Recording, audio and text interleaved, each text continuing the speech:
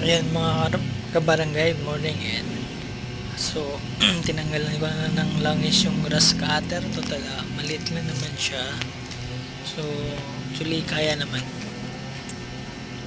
Ito ko nga pala mga kabarangay, hindi ko po talaga alam ito gawin. So yan pala ito, papakita ko sa inyo yung blade nya kasi nalumping, kumbaga tumatama sa matitigas na bagay, lalo na sa mga bato. Yan, palitan ko muna to at ayusin, kumbaga i-rebit namin para maging maayos yung kanyang ikot kasi hindi siya pantay.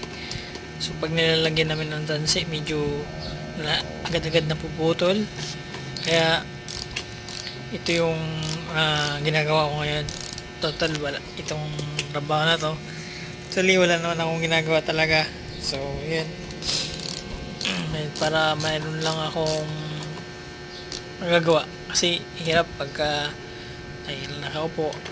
Kailangan din natin mag exercise. Ayan, since ako ang gumagamit lagi niyan, so ito papakita ko sa inyo.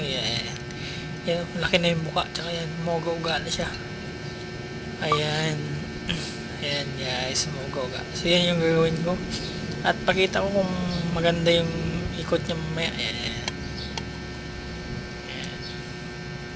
Ano? Pingo. Ipi yung iba. Yan. Malog-alog na siya. Yan, pakita ko. Ayan. Maandar na siya guys, ang mga barangay. Ikutin natin yung build niya. Try natin. Tingnan siya. Pakita ko kung ano